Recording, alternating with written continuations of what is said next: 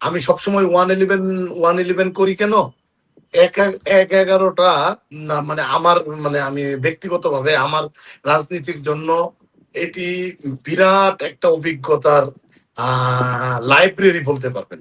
ঠিক আছে।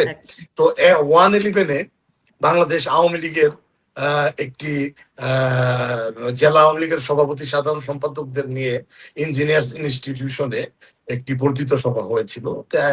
বর্ধিত সভাতে জেলা আওয়ামী লীগের সভাপতি সেক্রেটারিরা ছিলেন সারা বাংলাদেশ থেকে। ওই ঢাকা বিশ্ববিদ্যালয়ে ছাত্রলীগ করার কারণে, আর তখন এত লোকজন নাই, ডিজিএফআই, এনএসআই, ডিবিএসডি ঘিরে রাখছে, তা আমরাও ঢুকে গেছিলাম। একটা পর্যায়ে ওই অনুষ্ঠানে স্লোগান উঠেছিল, no election, no dialogue without Sheikh Hasina. ঠিক আছে। তো ওই 111-এও কিন্তু আপনার -2 ফর্মুলা ছিল। এই 2024 না, অনেক বছর পর, প্রায় কত 16-17 বছর পর ওই ওই -2 ফর্মুলা কার্যকর করতে তাদের যে প্রতিবন্ধকতা ছিল, এই প্রতিবন্ধকতাগুলো এই 17 বছরে তারা ওভারকাম করে 24-এ এসে মরণ কামড় দিয়েছে। হয়তোবা বিএনপির বন্ধুরা এখনো না বুঝলেও বিএনপির যারা নীতি নির্ধারণী পর্যায়ে রয়েছে ইতোমধ্যেই তারা কিন্তু কিছুটা আঁচ করতে পেরেছে। ঠিক আছে। তো এই -2 ফর্মুলার অংশ হিসেবেই 24-এর 5ই আগস্টে প্রধানমন্ত্রীকে দেশ থেকে বাধ্য করা এবং ইদানিং কালে বিএনপির চেয়ারপারসন কিংবা ভারপ্রাপ্ত চেয়ারপারসন সহ মির্জা আব্বাস সহ আরো কয়েকজনকে ভাগা ভাগা নেতাদেরকে বিতর্কিত করার মধ্য দিয়ে বিএনপিকে মাইনাস করা, এটি একটি অপচেষ্টা। তবে বাংলাদেশের মাটিতে এই অপচেষ্টা আসলে এটা কোনোদিনও সফল হবে না। যতদিন বাংলাদেশের সচেতন 100 মানুষও থাকবে এটা আসলে হবে না। আমি খুব আশাবাদী মানুষ, আমি এটা বিশ্বাস করি এবং দ্ব্যর্থহীন ভাষায় আপনি লিখে রাখেন আপনার এই অনুষ্ঠানে বলি, বাংলাদেশ আওয়ামী লীগকে ছাড়া এই তফসিল দিয়ে বাংলাদেশ ইলেকশন হবে না। এন ও নো, এটা হবে না। এটা আমি সচেতন মানুষ হিসেবে, রাজনৈতিক কর্মী হিসেবে ধারণ করি এবং বিশ্বাস করি। এবং আন্দোলন এখানে নেতৃত্ব দিতে হবে না। যে আমরা অনেকে হতাশ হই না অনেক সময় যে আওয়ামী লীগের কি করতেছে, নেতারা কেন নেতৃত্ব দিচ্ছে। আবার বিশ্বাস করেন 111-এ কেউ নেতৃত্ব দেয় নাই। বিশ্বাস করেন এই একটা ফুটবল খেলাকে কেন্দ্র করে ঢাকা বিশ্ববিদ্যালয়ে আমরা তখন ছোট ছোট ছাত্র নেতা এবং আমাদের বন্ধু বান্ধব যারা সাংবাদিক কিংবা বাম সংগঠনের নেতা, পরবর্তীতে ছাত্রদল আমাদের সাথে যুক্ত হয়েছে, একটা স্বতঃস্ফূর্ত আন্দোলন গড়ে উঠছিল। আমি বিশ্বাস করি এই অবৈধ, এই ফ্যাসিস্ট, এই জঙ্গি, এই ইউনূস সরকারের বিরুদ্ধে যে কোনো সময় বাংলাদেশে জনবিস্ফোরণ হবে, জনবিস্ফোরণ হবেই।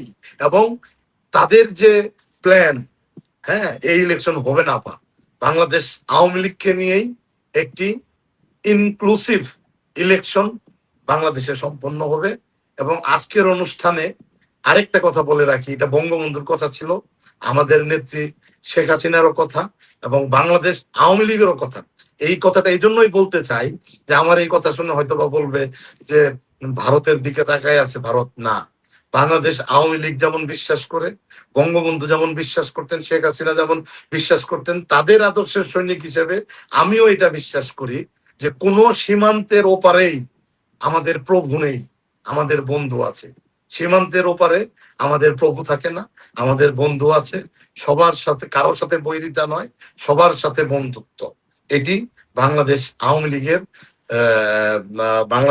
লীগের মৌলিক কথা পররাষ্ট্রনীতি বিষয়ে। এবং বাংলাদেশ আওয়ামী লীগের যে প্রধান, মাননীয় প্রধানমন্ত্রীও অসংখ্যবার বলেছেন যে আমি বিশ্বাস করি, আমার বাবা, আমার নেতা বঙ্গবন্ধু বলেছেন যে কারোর সাথে বৈরিতা নয়, সবার সাথে বন্ধুত্ব।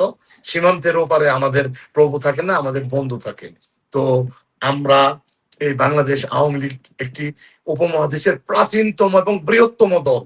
এই দলকে নিষিদ্ধ করে, এই দলের জন্ম যিনি দিয়েছেন বঙ্গবন্ধুর 32-এ হামলা করে এই দলের আদর্শকে কিংবা এই দলের চেতনাকে বাংলার মানুষের মন থেকে মুছে ফেলতে পারবেন না। যুগ থেকে যুগ, আমি না পারলে আমার ছেলে পারবে।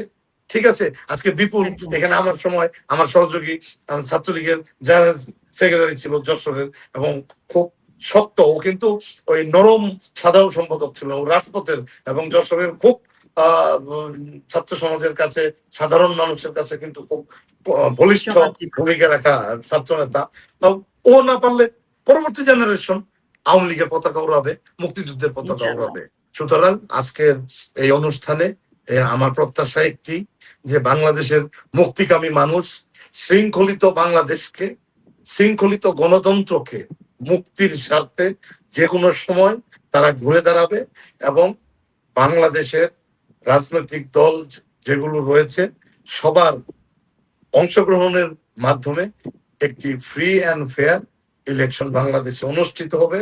এবং তখনই আমরা আরেকটা প্রোগ্রাম রোকেয়া প্রাচীরের উপস্থাপনায় করব, যে যে কথাই নয়, আমরা কাজে আমরা প্রমাণ করেছি। ধন্যবাদ সবাই।